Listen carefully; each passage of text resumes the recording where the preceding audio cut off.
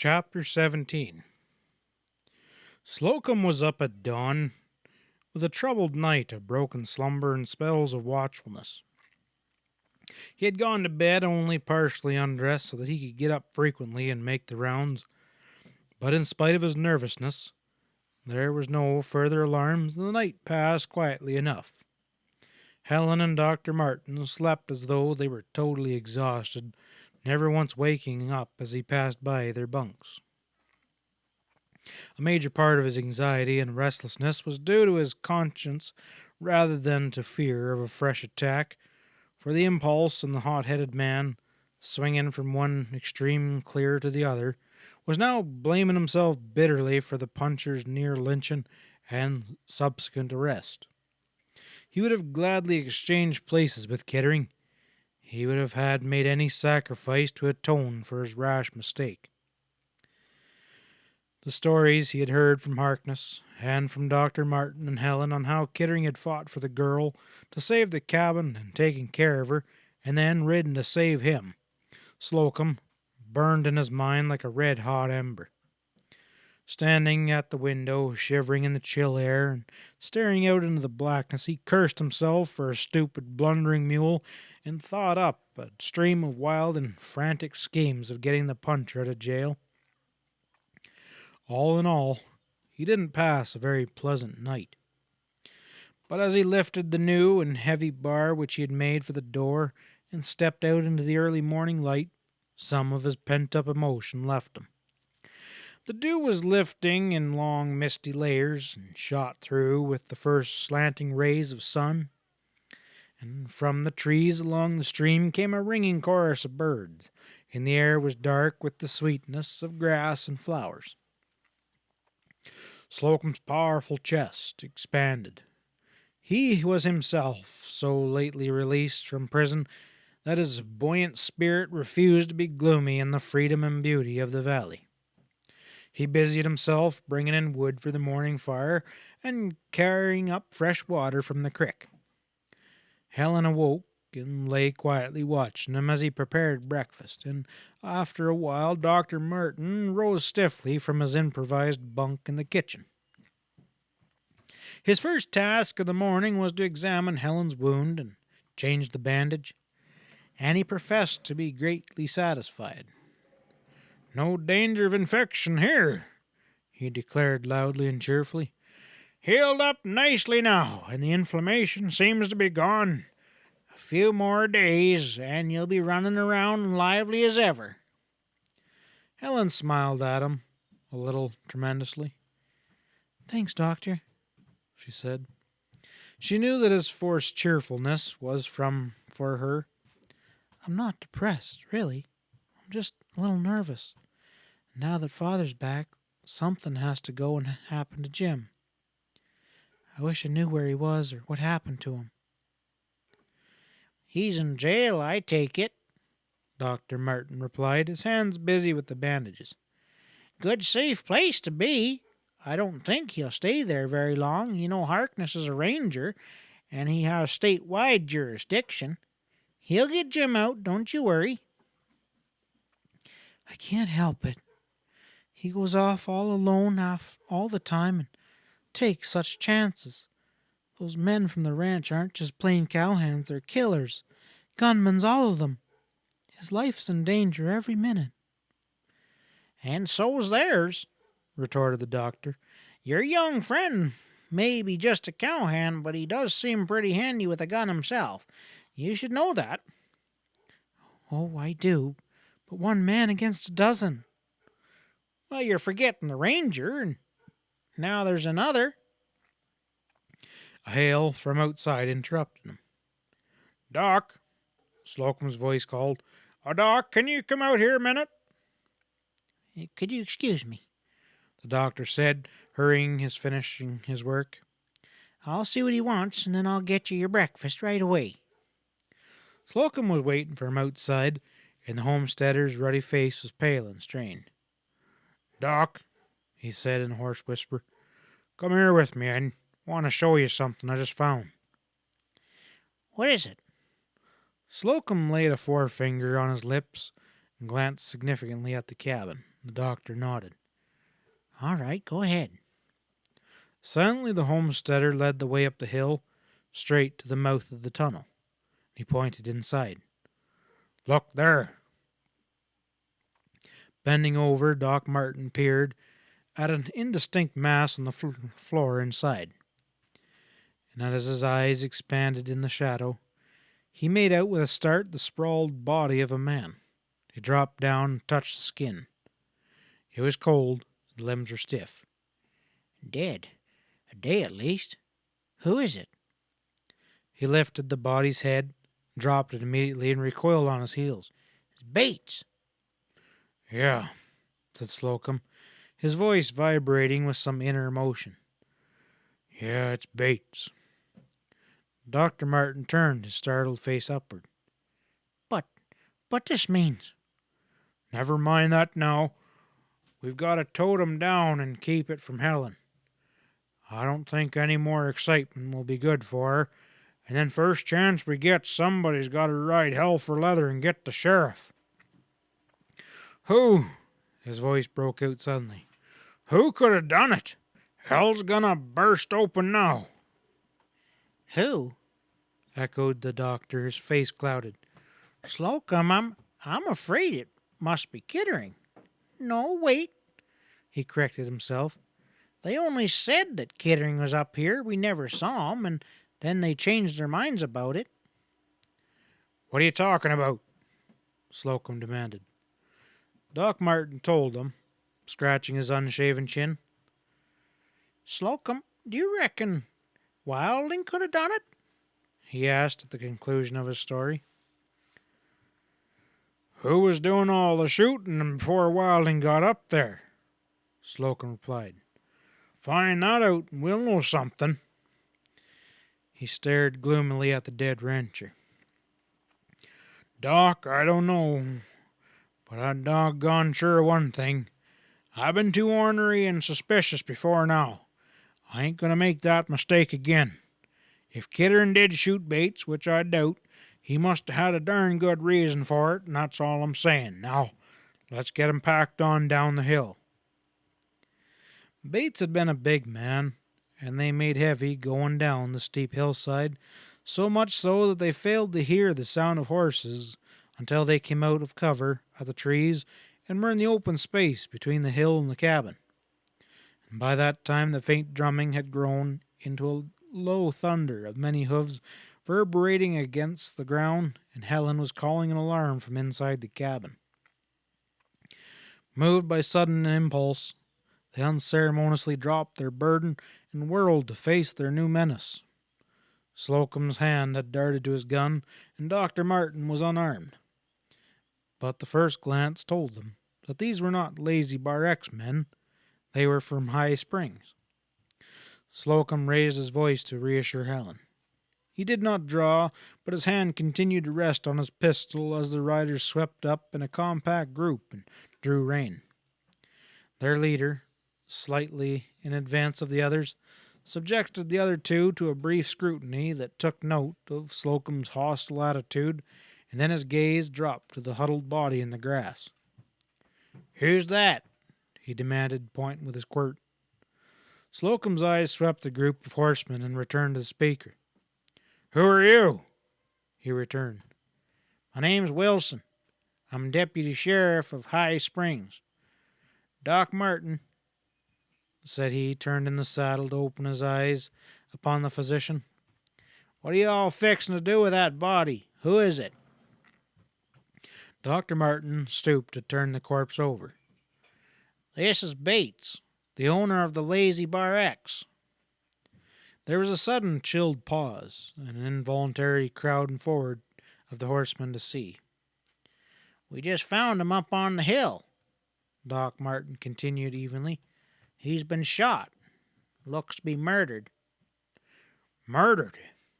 Wilson repeated. His thoughts were mirrored on his face, and the same thoughts were racing through the mind of every man present. The biggest ranch in the county, the Lazy Bar X. This would mean open range war for possession. Wilson's voice was elaborately casual as he asked, "Either of you gents happen to know who shot him?" No, we do not, said the doctor. How long would you say he's been dead, Doc? Well, at least today there's a slight petrifusion already beginning. It was quite warm yesterday. A day, huh? The deputy's eyes switched back to the homesteader. Slocum, where was you yesterday? Seems right queer that a man could be killed in back of your cabin without you hearing it. Where was I? Said Slocum grimly. I reckon that's something you ought to know, Wilson. I was being held prisoner in Wilding's line cabin over on Needle Butte. They be trying to force me up to give up the valley, and I got away from them last night. Uh-huh, said Wilson skeptically. Did you get away in time to come back here and plug Bates? Well, that's impossible, Doc Martin broke in. Slocum came back in the evening, and Bates was killed some time during the morning. I'm quite sure of that. Yeah, you seem too doggone sure, Wilson replied. And where was you, Doc, when this happened yesterday morning? Well, I was right there in that cabin. Something else you should know. Miss Slocum and I was being held at the point of gun by Wilding's men. A smile broke out over Wilson's face. You too, huh? Are all you all at the same time being held up by Wilding? Yes, doggone it, Slocum broke out. If you and that sheriff paid some attention to your jobs, this, he gestured fiercely at the body, this wouldn't have happened. He glared at the officer. Maybe you'd know what was going on under your nose. We'd be able to get some protection from a bunch of outlaws. Are you going to leave Wilding's gunmen to run us off this land that was given to us by the owner? Wait a minute, the deputy commanded. Just a minute now. That can wait. What I'd like to know is who killed that same owner. Maybe if we knew that, then that would throw some light on this land business. His eyes were hard and suspicious. I don't know who killed him, Slocum snapped. Doc, said Wilson. When was you in that cabin yesterday being held at point of gun? Did you hear any shots? Doc Martin hesitated for a scarcely perceptible second. Yes, he said finally. I did. We all did. Who was there? Wilding had just come in. The other men had been there at the same time. They were getting ready to throw us out of the cabin, in spite of my telling them that Miss Slocum was still too sick to be moved. Wilding, he stopped them. We heard 4 or 5 shots up there on the hill, and the whole bunch run out and started climbing up towards the sound. Everything was quiet for a few minutes, and I couldn't see them as they climbed because of the trees. And then there was a single shot, and then after that they came back down. Wilding said he had thought it was kidding, but it wasn't. They said nothing else, and naturally I didn't ask questions. I didn't know Bates had been killed until Slocum found him this morning. Oh, Slocum found him, huh? Wilson swung down off his horse and crouched beside the body. Plugged right through the center of the chest with no powder burns, but the range was short because the bullet's gone clean through. He straightened up. Well, I come here looking for Kittering, and I find... Kittering? Slocum interrupted. He ain't here, he's in jail. A spasm of pain crossed the deputy's face. Well, not now he ain't, he said gloomily. His gang tore in and shot up the town this morning to get him out. If I'd had a couple of men, I could have held them off, but every danged son of a horse thief was down there at the fire and leaving me all alone. What could I have done with 10 gunmen? 10? Easy, must have been 10. Maybe even more. There was so much shooting and yelling going on that it was hard to tell. And Kittering got away? Yeah, he's out, but I reckon you're in. What? Slocum whirled in amazement. What are you talking about? Wilson's gun had magically appeared in his right hand, and with his left he reached out stiffly and took Slocum's weapon. I reckon I gotta charge you with murder of Bates, he said. You're the only one who could have done it, from your own story in the docks here. He said Wilding's bunch was in the cabin with him when the shooting started. It could have been them. Wilding came back and said it wasn't Kittering. That accounts for him leaving only you. You'll have to prove you was over at Needle Butte, I reckon." "Why, you long-eared mule!" Slocum shouted. "Do you think Wilding is going to admit that his gang was keeping me prisoner over there? They'd be jailed for kidnapping before they could get out of the courtroom. How can I prove that?" "I ain't interested in how you prove it. All I say is you gotta prove it, and I don't care how." "Now listen here, man," Slocum cried, stepping forward. "You can't take me away like this. I got a sick girl in that cabin. She can't be left alone, and Wilding's men would be here like wolves." "I can't help it," Wilson said stubbornly. Before anyone else could speak, a postman broke in. "Somebody's coming." Far down the valley, 2 horsemen had appeared and were trotting easily towards the cabin, and as they drew nearer, the group outside the cabin recognized Wilding and Plug. "There," growled Slocum. "There's 2 hombres who could tell you a lot about this business if you could make 'em talk." "Why don't you try that, Wilson? Maybe you can learn a heap more from them than you can from me." Wilson shook his head doubtfully. His men, in anticipation of a show, began to dismount, leaving their horses to graze with their reins trailing over their head. The approaching horsemen trotted on steadily, with no change in pace, and Slocum caught the deputy's eye. "Afore we begin this here inquisition," he said, "I'd like to step into the cabin a minute and tell Helen everything's all right. She must have heard our voices, and she'll probably be worried." "Go ahead," Wilson replied, but he watched Slocum narrowly as the homesteader went across the grass. Helen had heard hoofbeats and then voices, but she was unable to make out any words of the discussion which had followed.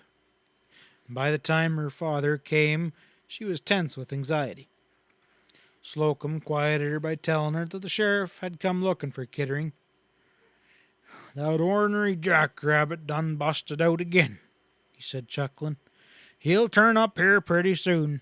Now you just lay back and rest, and let me deal with this here deputy. He's just a young squirt fixin' to make a name for himself." He left her relieved and smiling, and returned to the group just as Plug and Wilding rode up.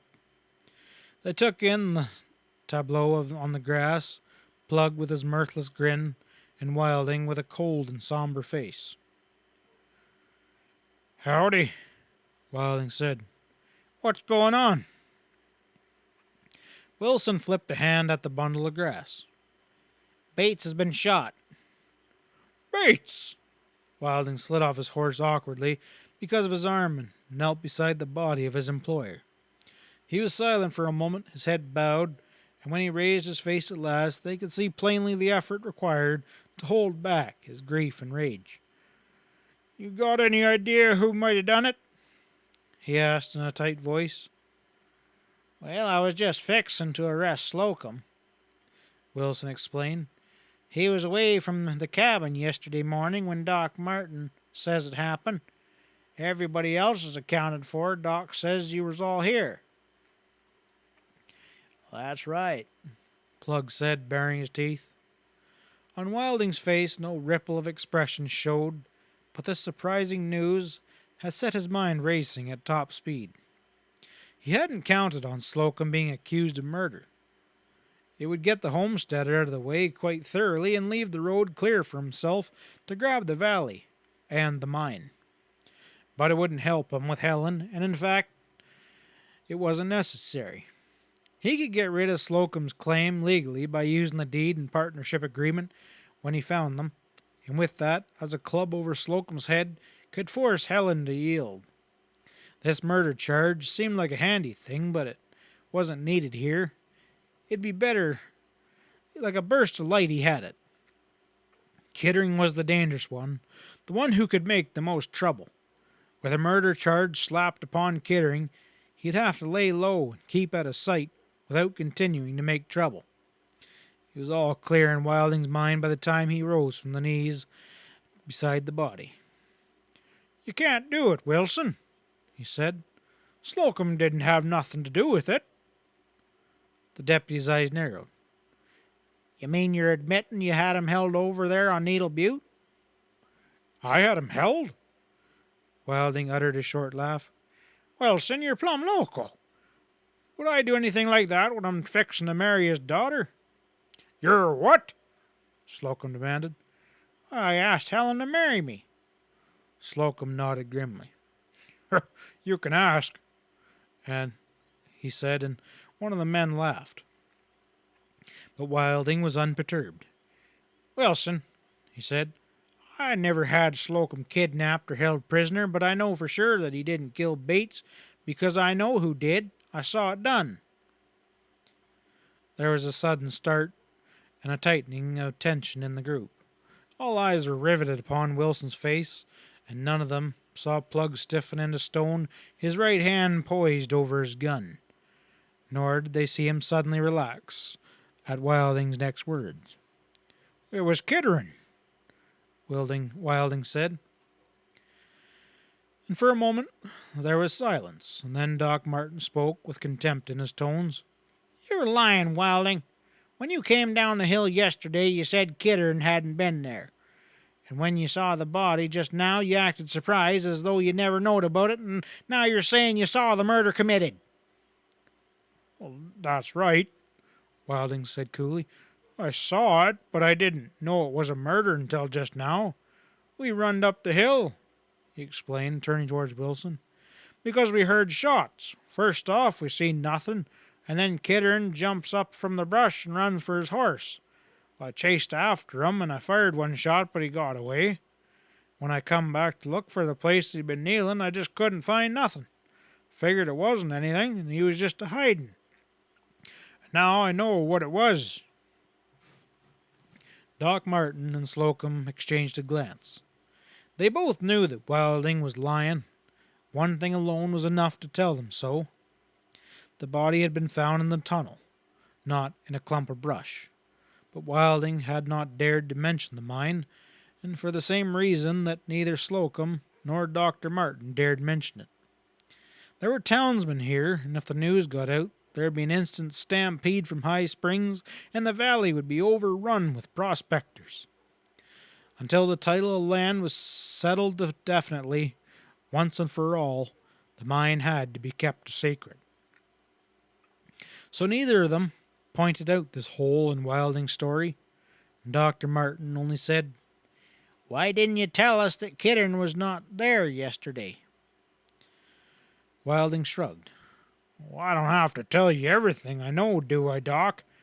I knowed you was mighty thick with Kittering, and I also knowed that you didn't savvy what kind of hombre he was. The man's a killer.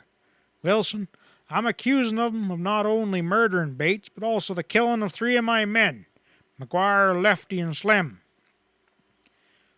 Dr. Martin snorted. "Wilson," he said, "if you believe this cock and bull story, you're a bigger fool than I thought you were. Can't you tell that he's a lying?" "That's the second time, Doc," Wilding said coolly. "I wouldn't say that again."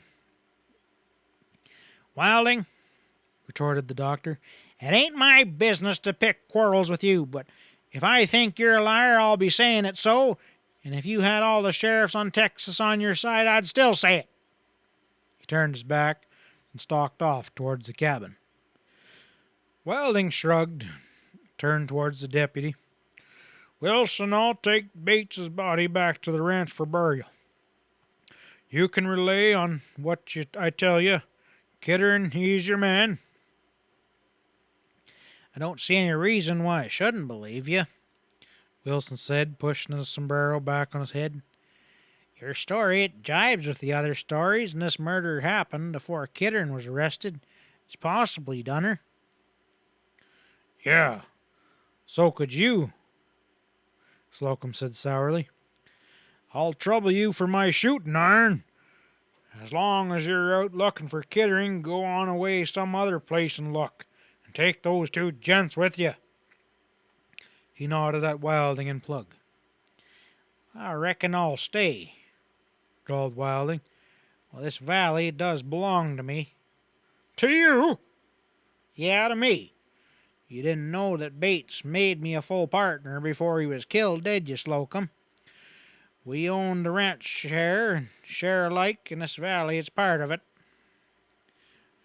Bates made you a full partner, Slocum breathed.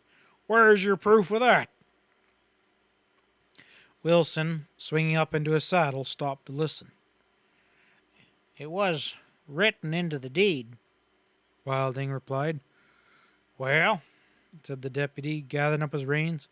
With Bates dead, you better tote that deed down to the county seat and have it recorded, Wilding. You gotta take over the title, and it must still be in Bates' name. Till you do that, it ain't got possession. yeah, said Slocum softly. And until you do that, you can't put me off my land, Mr. Wilding. His eyes were burning with a new light. He knew now who had killed Bates. End of chapter 17.